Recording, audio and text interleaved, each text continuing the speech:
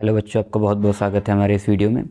इस वीडियो में हम लोग सॉल्व करेंगे एक फिजिक्स का न्यूमेरिकल, जो कि दर्पण चैप्टर यानी कि दर्पण नहीं, जो प्रकाश परावर्तन अपवर्तन के चैप्टर का है।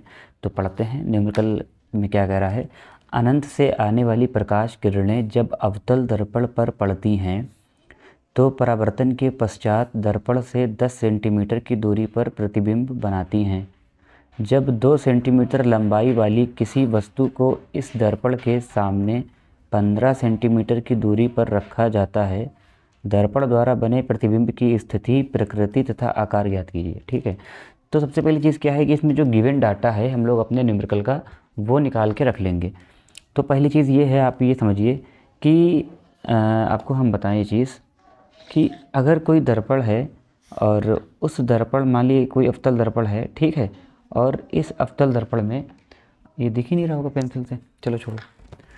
आप ये समझिए कि अवतल दर्पण है कोई, और अवतल दर्पण या कोई भी दर्पण है, अगर उसके प्रिंसिपल एक्सिस के समांतर कोई किरणें जा रही हैं, अनंत से आने वाली किरणें, तो जब वो अवतल दर्पण पर पड़ेंगी, अनंत से आने वाली किरणें जब अवतल दर्पण पर पड़ती हैं तो समांतर आती हैं। समांतर किरणें जब भी अगर मान लिया आती हैं तो वो जो है जहाँ पर गिरेंगी वही जगह पर अपना प्रतिबिंब बनाती हैं। ठीक है, और इसका मतलब वही पॉइंट फोकस पॉइंट होता है।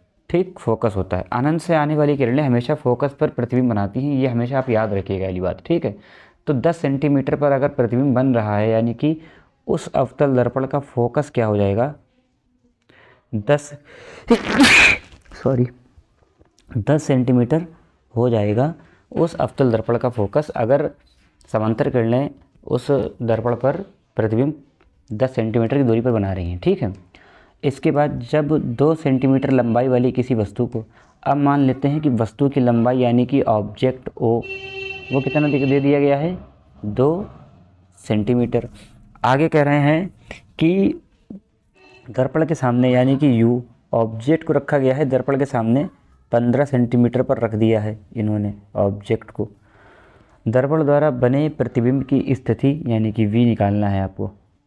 ठीक है, प्रकृति तथा आकार, प्रतिबिंब का पूरा खानदान निकालना, समझिए। ठीक, अब देखिए दर्पण सूत्र से, दर्पण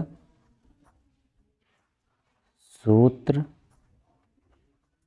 से इसमें क्या क्या क्या है, दर्पण सूत्र क्या होता है सबसे पहली चीज़ 1/f is equal to 1/v plus 1/u, और ये जो डाटा है ऊपर सारा दिया हुआ है। ठीक है, अब देखिए 1/f की वैल्यू क्या है, 1/f की वैल्यू है 10, और अवतल दर्पण के लिए है ये वैल्यू। तो अवतल दर्पण का जो f होता है वो चिन्ह प्रपाटी के अनुसार कैसा होता है, माइनस का, तो यहाँ लिखेंगे माइनस का 10 सेंटीमीटर। ठीक है, 1/v निकालना है, तो ये चीज़ निकालनी है, प्लस 1/u। अब हर दर्पण के लिए चाहे अवतल हो या उत्तल हो, उसके लिए जो u की वैल्यू होती है वो हमेशा माइनस ही होती है, तो 15 सेंटीमीटर ही माइनस का हो गया। ठीक है, अब इसे सॉल्व कर लेंगे। अब हम लोग जानते हैं कि ये प्लस की वैल्यू है पूरी ये वाली, इसको अगर हम इक्वल टू के इधर लाएंगे तो ये हो जाएगी माइनस की value 1/v is equal to, ये माइनस की वैल्यू है पूरी, इसको अगर हम उधर लेके जाएंगे इक्वल टू के इधर साइड तो ये प्लस की हो जाएगी, यानी कि 1/10। प्लस माइनस माइनस होता है, ये हो गया 1/15। ठीक है बेटा, अब समझते हैं आगे क्या करना है। आगे हम यहाँ पे इसका और इसका एलसीएम लेंगे। देखिए 10 और 15 का एलसीएम देखिए यहाँ पे इसे ले लेंगे, 5 2 जा 10, 5 3 जा 15, 2 1 जा 2 और 3 उतार लेंगे, अब 2 से नहीं कटेगा, फिर 1 उतार लिया, 3 1 जा 3 हो गया। जो भी ये फैक्टर आए हैं इनकी मल्टीप्लाई कर लेंगे। ठीक है, 5 दूनी 10 तियाँ 30, 3 दूनी 6 पंजे 30। ठीक, तो माइनस का 1/v इधर है ही, इधर क्या आ जाएगा 30, 5 दूनी 10 तियाँ 30 हो गया। अब इतना करने के बाद 30 को 10 से भाग करते हैं, 10 तियाँ 30 हो गया, 30 10 तियाँ 30 और 3 इक्कम 3, जो भी भाग करने पर आएगा भागफल उसको ऊपर वाली संख्या से गुणा करते हैं। ठीक है, 10 तियाँ 30, 3 इक्कम 3, माइनस लगा दो। अब ऐसे फिर से यही रिपीट करो स्टेप, 30 को 15 से भाग करो और जो भी भागफल है उसको ऊपर से गुणा कर दो, तो 15 दूनी 30, 2 इक्कम 2। तो आपका ये जो सॉल्व है ये पूरा वैल्यू क्या निकल के आ गई, 3 में 2 गया 1, अपॉन में क्या आ गया 30। तो कह सकते हैं कि -1/v इज इक्वल टू आ गया है 1/30। अगर आप v को ऊपर ले जाएं तो माइनस का v हो गया और अपॉन में 1 हो गया, तो इधर हो जाएगा 30/1। जब इधर आप ऊपर ले जाएंगे तो इधर भी आपको ऊपर ले जाना पड़ेगा, ठीक है। तो जो आपकी वैल्यू आ जाएगी वो आ जाएगी -v = 30, क्योंकि नीचे जो 1 होता है लिखा नहीं जाता है। अब जो माइनस है इधर नहीं रखेंगे, इधर भेज देंगे, तो v = -30 सेंटीमीटर पे। मतलब ये जो v है ये प्रतिबिंब की स्थिति बता रहा है कि प्रतिबिंब जो है हमारा -30, और माइनस का मतलब क्या है कि अवतल दर्पण के सामने इधर बनेगा, ठीक है। इधर से P से इधर जाएगा, ठीक। तो 30 सेंटीमीटर पर सामने वस्तु की जो है स्थिति आएगी। अब बात करते हैं प्रकृति की, ठीक है। प्रकृति का जो मतलब है वो क्या है, देखिए ये हम निकालेंगे यहाँ से। देखिए प्रकृति तथा आकार, आप ये बात समझिए कि हमारे पास वो ऑब्जेक्ट दे रखा है इन्होंने 2 सेंटीमीटर, और दर्पण का जो रेखीय आवर्धन होता है क्या होता है, m = I/O, और से आगे भी अगर आप इंक्रीज करोगे फार्मूला तो -v/u।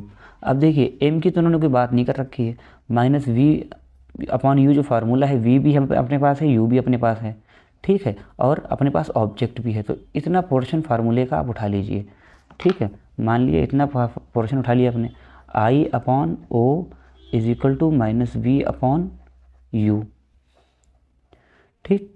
अब देखिए I निकालना है, O की वैल्यू कितनी है 2 सेंटीमीटर, ठीक है, और माइनस, और इसमें जो है v/u जो लिखा जाता है वो भी साइन कन्वेंशन यानी चिन्ह परिपाटी के साथ ही सारा रखा जाता है, ठीक है। तो अब यहाँ पे आप ये चीज़ समझिए, -v/u में जो v है, v की वैल्यू कितनी आई है -30, तो आप -30 यहाँ पे सीधे लिख दीजिए, ठीक। u भी अपना क्या है माइनस का ही 30 होता है, ठीक है। यहाँ पे देखिए, यहाँ पे फार्मूले जब लिखा गया तो यहाँ पे नहीं लगाया है, लेकिन हम लोग जानते हैं कि अवतल दर्पण के लिए जो u होता है वो अवतल या उत्तल दोनों के लिए माइनस का ही होता है। तो ये 15 यहाँ पे रख दिया गया, ठीक, माइनस के साथ, माइनस माइनस कट गया। अब 15 बन जा 15, 15 2 जा 30, तो I बराबर क्या आ गया 2 माइनस का, और जो इसका जो अपान वाला 2 था, ठीक है, वो कहाँ जाएगा, इधर जाएगा। जब जो कि अपान में कोई वैल्यू होती है वो इक्वल टू के जब इधर साइड जाती है तो वो हो जाती है इनटू में, यहाँ पे इनटू हो गया, तो 2 दूना 4, ठीक। तो I बराबर, I का जो प्रतिबिंब का जो आकार आया, जो ये आकार की बात कर रहे हैं, वो आया -4 सेंटीमीटर, ठीक है, -4 सेंटीमीटर। तो अब देखिए क्या है, वस्तु कितनी है 2 सेंटीमीटर, प्रतिबिंब कितना है 4 सेंटीमीटर। इसका मतलब क्या है कि वस्तु से बड़ा बन रहा है, वस्तु से बड़ा है, ठीक। उसके बाद क्या है, वास्तविक प्रतिबिंब है, क्योंकि प्रतिबिंब की वैल्यू नेगेटिव आ रही है। नेगेटिव का मतलब होता है कि इधर साइड होना, इधर साइड होने का मतलब कि अवतल दर्पण में जब भी प्रतिबिंब दर्पण के सामने बनता है वो वास्तविक होता है, और वास्तविक हमेशा उल्टा होता है। दर्पण की एक ही कंडीशन में अगर प्रतिबिंब उधर आएगा तो वो सीधा और बड़ा बनेगा वस्तु से, ठीक है। लेकिन जब भी वास्तविक, समझ लीजिए दर्पण से इधर आ रहा है, ठीक, तो इसका मतलब क्या है कि वो वास्तविक होएगा और उल्टा होगा। और दर्पण से -30 सेंटीमीटर की दूरी पर, ठीक है, दर्पण से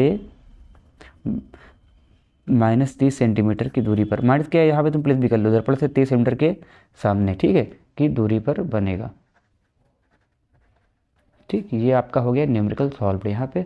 और आपको कोई दिक्कत आ रही हो सॉल्व करने में, कोई परेशानी हो, आप कमेंट करके पूछिए, ठीक है। थैंक